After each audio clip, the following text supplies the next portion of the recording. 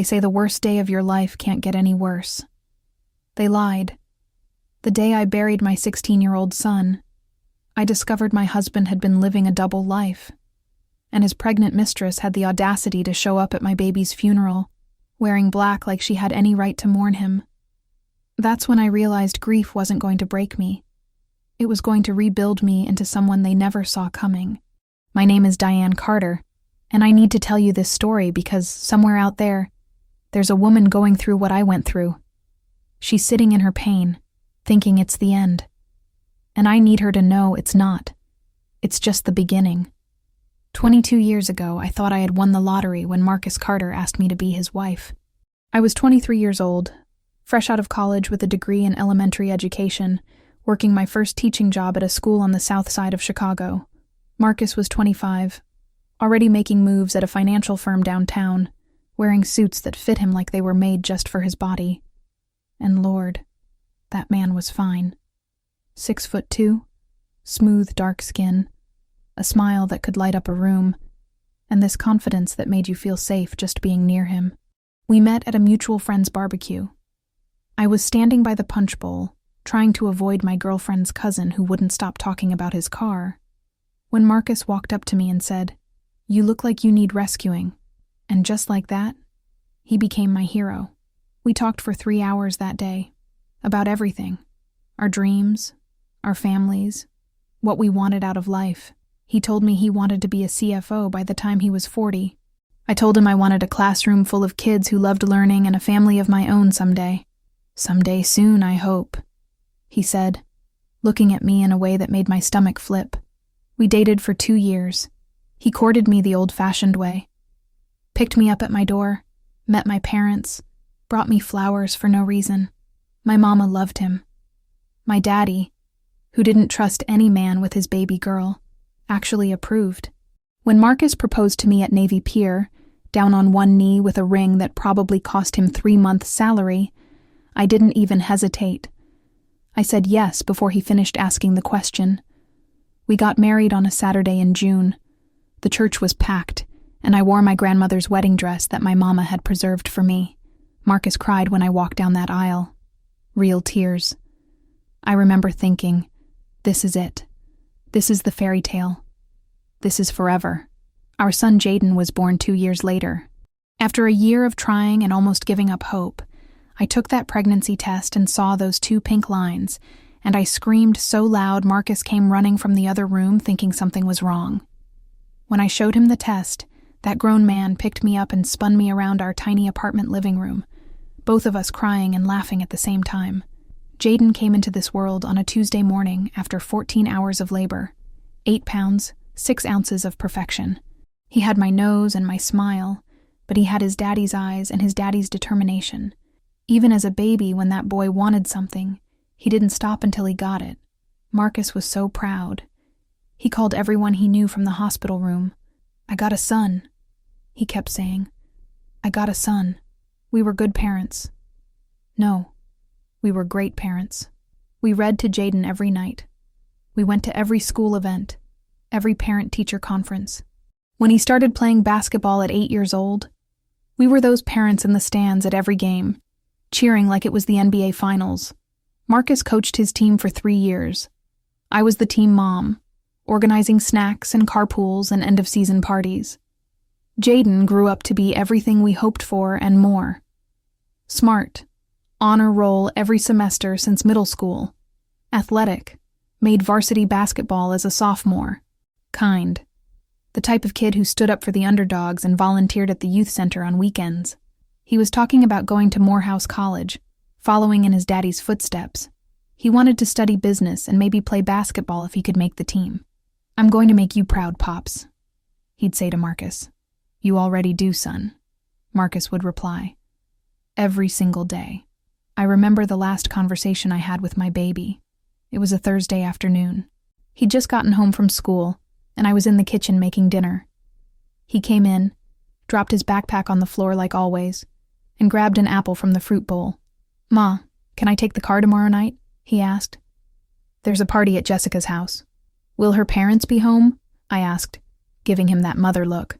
"Yes, ma'am. Her dad's grilling burgers and everything. It's a whole thing. And you'll be home by midnight? 11:30, he said, grinning because he knew that would make me happy. Okay, baby, just be safe. He walked over and kissed me on the cheek. Love you, Ma. Love you too, Jaden. That was the last time I heard his voice. The accident happened on a Friday afternoon. Jaden was driving home from basketball practice. He'd only had his license for 3 months. Still so excited every time he got behind the wheel. The police said it wasn't his fault. A semi-truck ran a red light at a major intersection. Jaden never had a chance. The impact was so severe that they said he died instantly. They told me that like it was supposed to be a comfort. Like knowing my baby didn't suffer was supposed to make it hurt less. I was at work when I got the call. I was in the middle of teaching a lesson on fractions to my 3rd graders when my phone buzzed.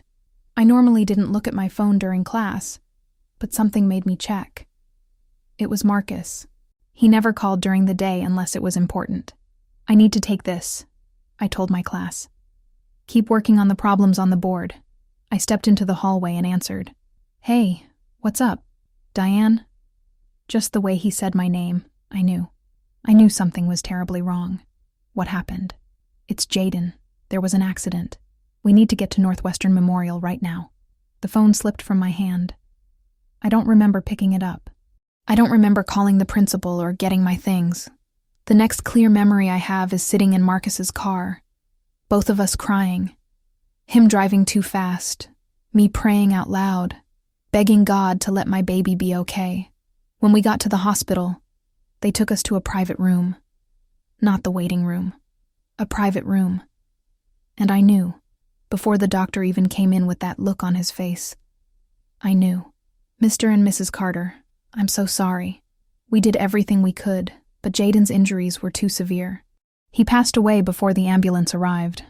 I don't remember much after that. They tell me I screamed. They tell me I collapsed and Marcus had to hold me up.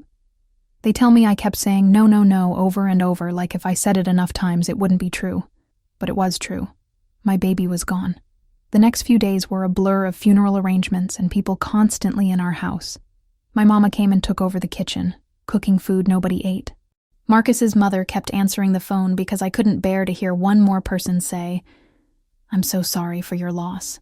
My sister-in-law Patricia stayed with us, making sure people didn't stay too long, making sure I ate something even when I didn't want to. Marcus was quiet. Too quiet.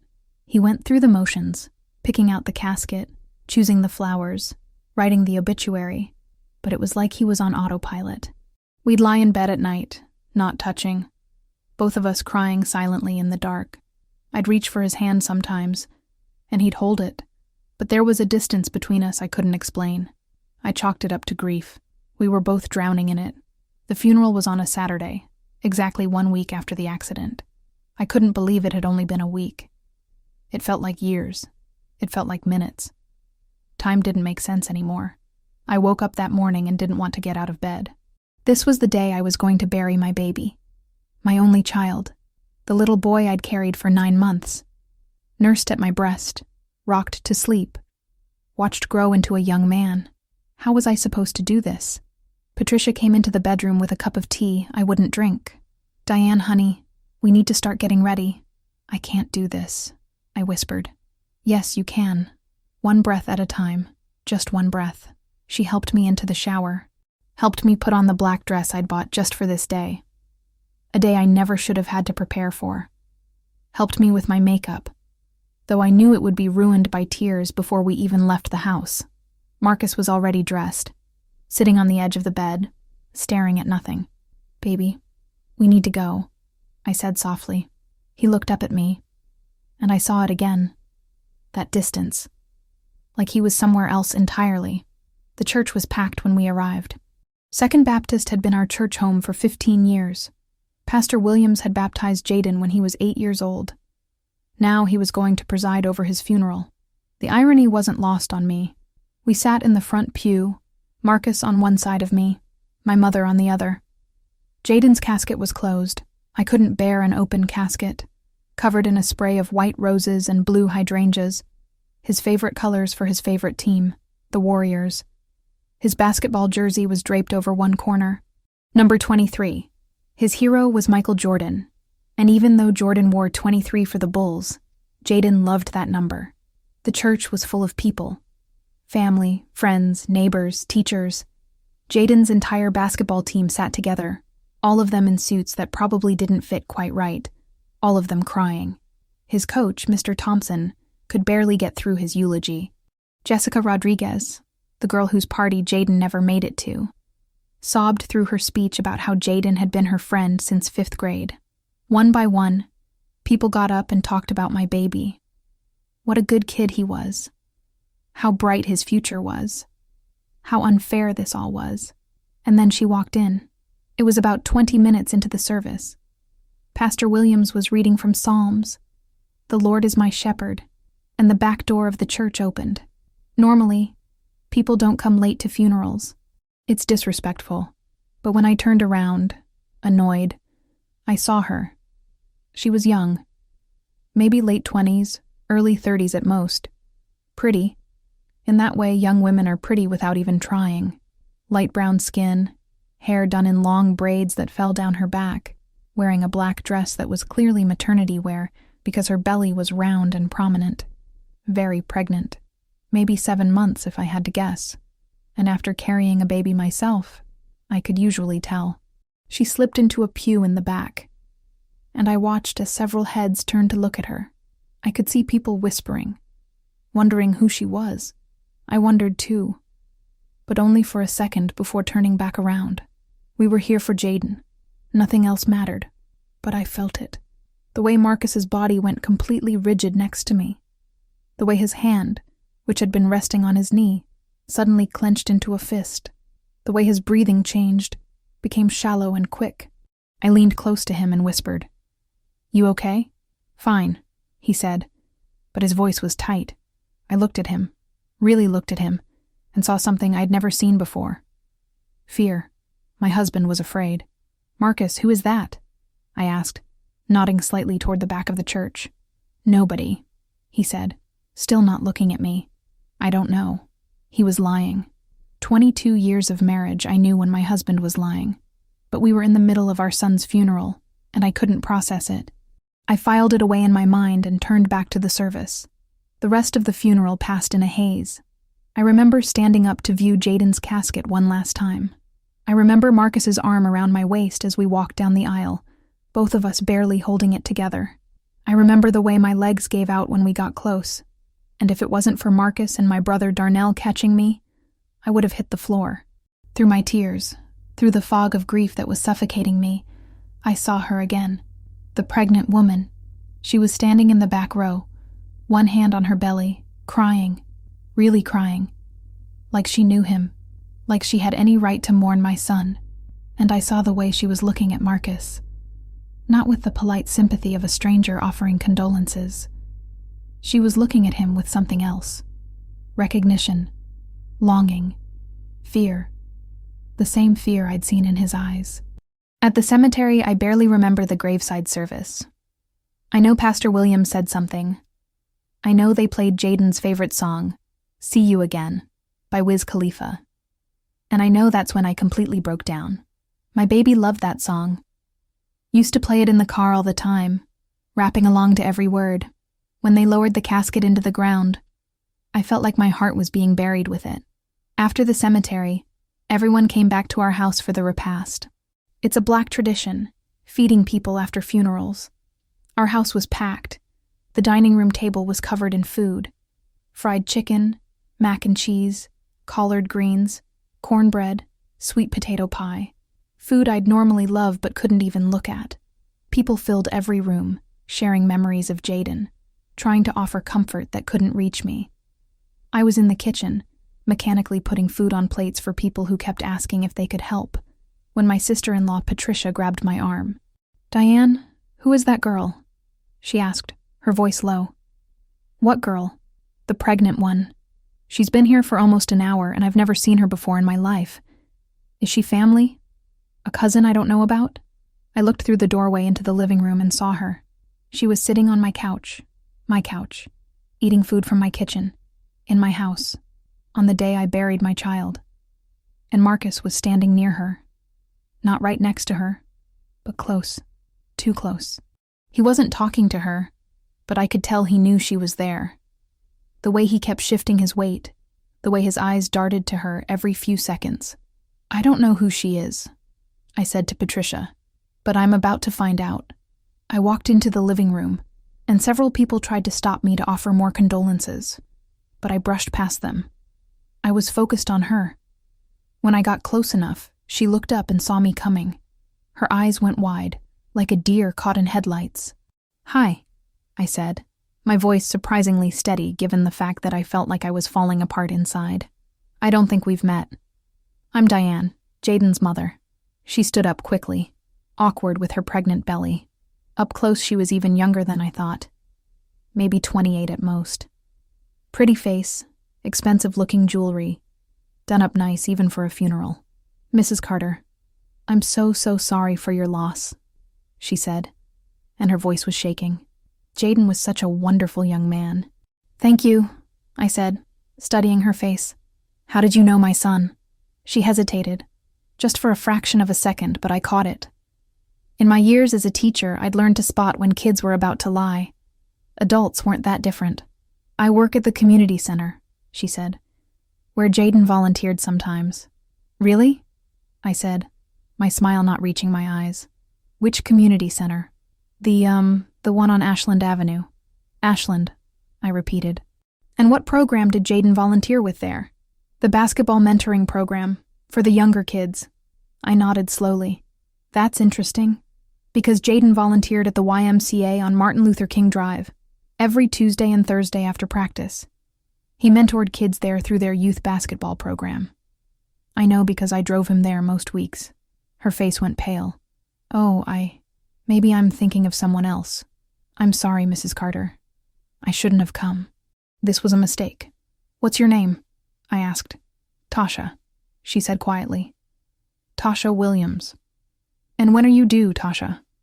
She touched her belly almost protectively. 2 months. It's a boy. Something twisted in my chest. A boy. She was having a boy. 2 months after losing my boy, she was about to have one of her own. "Congratulations," I said, and I meant it to sound kind, but it came out cold. "Is the father here with you?" Her eyes flicked past me, just for a second, to where Marcus was standing. And in that moment, I knew. God help me, I knew. "No," she said. It's complicated." "Complicated how?" I asked, stepping closer. She stepped back, her hand gripping her purse. "I really should go. I'm sorry for intruding. I just wanted to pay my respects." "To a boy you didn't know?" I said, my voice sharper now. "You lied about how you knew my son. So why are you really here, Tasha?" She looked like she might cry. Or run. Or both. "Mrs. Carter, please. I didn't mean any disrespect. Is Marcus the father of your baby?" The question came out of my mouth before I'd fully formed it in my mind. But as soon as I said it, I knew it was true. The way she'd looked at him, the way he'd been acting, the fear in both their eyes. Tasha's face crumbled. "I'm sorry," she whispered. "I'm so sorry. I shouldn't have come. I needed to be here." And then she was gone. Pushed past me, grabbed her coat from the rack by the door, and practically ran out of my house. I stood there in my living room full of people, watching her leave, my mind trying to catch up with what had just happened. My husband was having a baby with another woman, and she had the audacity to show up at our son's funeral. I turned around slowly and found Marcus across the room. He was staring at me, his face ashen. Our eyes met, and he knew that I knew. I could see it written all over his face. I walked over to him, my legs somehow still working even though I felt like collapsing. His frat brothers were standing around him, talking about something, but they went quiet when they saw my face. "Excuse us," I said to them, my voice deadly calm. "I need to speak to my husband." We went into our bedroom and I closed the door. For a long moment, we just stood there, looking at each other. "How long?" I asked. "Diane, don't," I said, holding up my hand. "Don't you dare try to lie to me right now. Not today. Not on the day we buried our son. How long have you been sleeping with that girl?" He looked at me, and I saw him trying to calculate, trying to figure out what I knew, what I didn't know, what he could still deny. 3 years, he finally said. 3 years. The words hit me like a physical blow. 3 years while I was being a faithful wife. 3 years while I was raising our son. 3 years of lies. "Is that your baby?" I asked, though I already knew the answer. "Yes. Were you ever going to tell me?" He didn't answer, which was answer enough. "Get out," I said. "Diane, we need to talk about this." "Get out of my house," I said again, my voice rising. "Get out before I tell everyone out there what you did. Get out before I completely lose whatever control I have left." "Where am I supposed to go?" "I don't care," I said. "Go to her. Go to your brother. Go to hell. I don't care. Just get out of my sight." He stood there for another moment, and I thought he might actually try to argue with me. But then he grabbed his keys from the dresser and left. I heard the front door close a few minutes later. I heard his car start. I heard him drive away, and then I collapsed on the floor and sobbed. Patricia found me there 20 minutes later. She came in, closed the door behind her, and sat down on the floor next to me. "What happened?" she asked. "He's been cheating on me," I said through my tears. "For 3 years. And she's pregnant. That girl at the funeral. She's having his baby." Patricia pulled me into her arms and let me cry. "Oh, Diane. Oh, honey. I'm so sorry. I buried my son today," I said, my voice breaking. "I buried my baby, and my husband has been living a whole other life. How did I not know? How did I miss it?" "Because you trusted him," Patricia said. "Because you were being a good wife and a good mother, and you thought he was being a good husband and father. This isn't your fault, but it felt like my fault. It felt like I should have seen something, known something. All those late nights he said he was working. All those business trips. All the times he was distant, and I thought it was just stress from his job. How could I have been so blind?" The house eventually cleared out. People left, taking their casseroles and their condolences with them. Patricia stayed, and my mama stayed, both of them trying to take care of me when I couldn't take care of myself. That night, I lay in bed alone for the first time in 22 years, and I couldn't stop thinking about everything I'd lost in one day. My son, my marriage, my whole life as I knew it. The next morning I called a lawyer. I didn't even know any divorce lawyers, so I Googled Best Divorce Attorney Chicago and called the first number that came up. Her name was Michelle Stevens, and she could see me that afternoon. "I want to know everything," I told her in her office. "I want to know how long he's been with her, where they've been meeting, if he's been spending our money on her. Everything. We can hire a private investigator," Michelle said. "But it might be expensive, and given that Illinois is a no-fault state, adultery doesn't technically affect the divorce settlement." "I don't care," I said. "I need to know. I need to know what I've been living with all these years." Over the next few weeks, I learned the truth, and it was so much worse than I imagined. Her name was Tasha Williams. She was 28 years old, 9 years younger than me. She worked as a receptionist at Marcus's company. They'd met at a Christmas party 3 years ago. He'd told her he was unhappily married, that we were staying together for Jaden's sake, that he was planning to leave me once our son graduated high school. He'd set her up in an apartment, a nice 1-bedroom in a new building in Lincoln Park. He'd been paying her rent for 2 years, $2,000 a month, right out of our joint account, listed as business expenses. He'd furnished the apartment for her. $6,000 at a furniture store I'd never heard of. He'd bought her jewelry, taken her on trips, wined and dined her while I was at home cooking dinner and doing laundry and being faithful. The private investigator found credit card statements I'd never seen. A credit card Marcus had opened in just his name, with statements going to his office. Thousands of dollars spent at hotels, restaurants, jewelry stores. He'd taken her to Miami for a weekend, to New York for another. Places he'd told me were business trips. But the worst part, the absolute worst part, was finding out that people knew. Not everyone, but some people. A few of his frat brothers knew. One of his coworkers had seen them together and figured it out. They all kept his secret. They all let me walk around like a fool, thinking I had a happy marriage. I confronted Marcus about it all one night when he came by the house to get more of his clothes. He'd been staying with his brother, coming by when I wasn't home to grab things. But this time, I'd waited for him. "Did you love her?" I asked him. "Diane, it's not that simple," he said. "Yes, it is. Did you love her? Or was she just convenient?" He didn't answer, which told me everything. "You destroyed our family for someone you don't even love," I said. "You threw away 22 years. You hurt me. You disrespected Jaden's memory. All for what? Because she made you feel young? Because she was impressed by your title and your money?" "It wasn't like that," he said. "Then what was it like, Marcus? Explain it to me. Help me understand how you could do this to us." "I don't know," he shouted, and it was the first real emotion I'd seen from him in weeks. "I don't know how it happened. It just did. She was there, and she paid attention to me, and you were always so busy with Jaden. Don't you dare blame this on me," I said. "Don't you dare make me the villain in your cheating." "I'm not," he said, but he didn't sound convincing.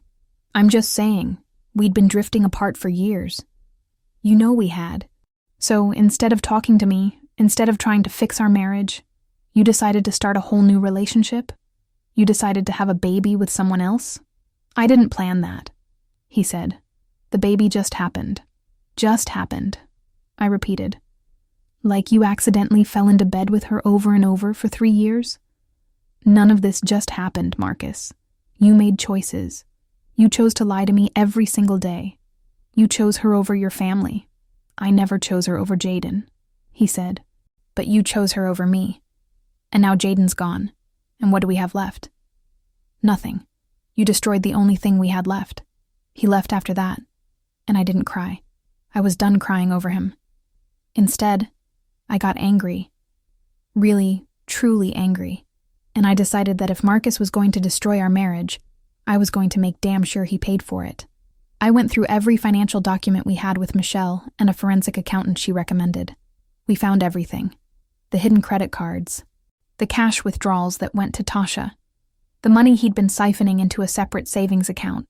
Almost $80,000 over 3 years. He's been systematically hiding marital assets, Michelle told me. "That's fraud. We can use this." The divorce took 8 months. 8 months of depositions and mediation and financial discovery. Marcus fought me on everything. He claimed he deserved half of everything because he'd been the breadwinner. I claimed I deserved more because I'd been faithful, and he'd been stealing from our marriage to fund his affair. In the end, I won. Not because of the affair. Like Michelle said, Illinois doesn't care about that, but because of the financial deception. The judge wasn't happy about Marcus hiding money and spending marital assets on his mistress. I got the house, half his pension, half his 401k, and a cash settlement of $150,000. He got his car, his clothes, and his credit card debt. Because it turned out, that apartment he'd set up for Tasha, he'd been paying for it with cash advances on credit cards. He was $40,000 in debt, and the judge ruled that debt was his alone since it was incurred through infidelity-related spending. "You're destroying me," Marcus said to me after the final hearing. "No," I said. "You destroyed yourself. I'm just making sure you don't take me down with you." Tasha had her baby 2 months after the divorce was finalized. A boy, just like she said. Marcus put his name on the birth certificate, started paying child support. But from what I heard through the grapevine, he wasn't exactly father of the year. Too busy trying to rebuild his finances and his reputation, because word got out at his company. You can't have a baby with the receptionist and keep it quiet. Human resources got involved. Marcus wasn't fired, but he was demoted. The corner office went to someone else. The CFO position he'd worked so hard for, gone. He was back to being a senior accountant, making less money, with more bills to pay. And Tasha? I actually felt sorry for her. She'd believed his lies just like I had. She'd thought he was going to leave me and they'd be a happy family. Instead, she was a single mother with a man who paid child support but barely came around. She'd lost her job at his company too. Conflict of interest, they said, and was working at a dental office making half what she used to make. As for me, I took my time figuring out what came next. For months, I just existed. I got up, went through the motions, went to bed. I went to grief counseling for losing Jaden. I went to therapy for the betrayal. I leaned on my family, my church, my real friends, and slowly, very slowly, I started to heal. 1 year after Jaden's death, I made a decision. I was sitting in his room, which I'd kept exactly as he left it, and I realized I had a choice. I could let this tragedy and this betrayal define the rest of my life, or I could honor Jaden's memory by actually living. So I went back to school. I'd always wanted to get my master's degree in counseling, but had put it off because I was busy being a wife and mother. Now I had the time and the settlement money to pay for it. I enrolled at DePaul University and threw myself into my studies. I also started the Jaden Carter Memorial Scholarship Fund. I used $50,000 of my settlement to start it. We give scholarships to kids who want to go to college but can't afford it. Kids like Jaden would have been smart, driven, but needing help to make their dreams come true. The first year, we gave out 5 scholarships. Last year, we gave out 15. This year, it'll be 20. I graduated with my master's degree 2 years after Jaden's death. Now I work as a counselor specializing in helping women through divorce and grief. I know what it's like to lose everything. I know what it's like to have to rebuild from nothing. And I help other women do the same. 3 years after Jaden's funeral, I ran into Tasha at the grocery store. Her son was in the cart, cute little boy, maybe 2 years old. She saw me and froze, like she expected me to make a scene. Instead, I walked over. "He's beautiful," I said, looking at her son. "Thank you," she said quietly, warily. "What's his name?" "Marcus Jr.," she said. And something about that broke my heart a little. She'd named him after a man who was barely in his life. "How are you doing?" I asked. "I'm okay, working, raising him mostly on my own. My mama helps." "Marcus," she trailed off. "Marcus is who he is," I said. "But you're young. You have your whole life ahead of you. Don't waste it waiting for him to be something he's not." She looked at me with tears in her eyes. "I'm sorry. For everything. For coming to the funeral, for all of it. I was young and stupid, and I believed his lies." "I know," I said. And I meant it. I wasn't carrying that anger anymore. It was too heavy, and I had better things to do with my energy. "How do you do it?" she asked. "How do you move on?" "One day at a time," I said. "You decide that what happened to you doesn't get to define you. You decide that you're worth more than the pain someone else caused. And then you just keep going." I gave her the name of a good therapist I knew who worked on a sliding scale. And I left. As I walked to my car, I felt lighter than I had in years. Free. Last month, I celebrated 4 years since Jaden's passing. The scholarship fund gave out 25 scholarships this year. I'm running a support group for women going through divorce. I bought a new house, smaller than the old one. But it's mine. All mine. I decorated it the way I wanted. I planted a garden. I adopted a dog named Joy because I needed more of that in my life. I still miss Jaden every single day. I visit his grave every Sunday, bring fresh flowers, tell him about my week. I tell him about the kids we've helped with his scholarship fund. I tell him I'm okay, even though I never thought I would be. Sometimes people ask me if I ever think about dating again. The honest answer is no, not yet. Maybe someday. But right now, I'm focused on me, on healing, on helping others, on building a life I'm proud of. A life Jaden would be proud of. I saw Marcus at a scholarship fund event last year. We'd invited major donors, and somehow his company made a contribution. So he came. He looks older now, tired. We were polite to each other, civil, but there was nothing there anymore. No anger, no love, no nothing. He was just someone I used to know. At the end of the event, he pulled me aside. "You look good, Diane." "Happy." "I am," I said. And I meant it. "I'm sorry," he said, "for everything. I know I destroyed us, and I'm sorry. I forgive you," I said, and I shocked myself by meaning that too. Not for you, for me, because I refused to carry that anger anymore. He nodded, tears in his eyes, and walked away. I watched him go, and I felt nothing but peace. They say the worst day of your life can't get any worse, but they don't tell you what comes after. They don't tell you about the strength you discover when you think you have none left. They don't tell you about the life you can build from ashes and heartbreak. My name is Diane Carter. I'm 50 years old. I'm a survivor of the worst kind of loss and the worst kind of betrayal. I'm a counselor, a scholarship fund founder, a woman who rebuilt her life from nothing. And I'm here to tell every woman out there who's going through hell right now, keep going. The worst day is just one day. There are better days ahead.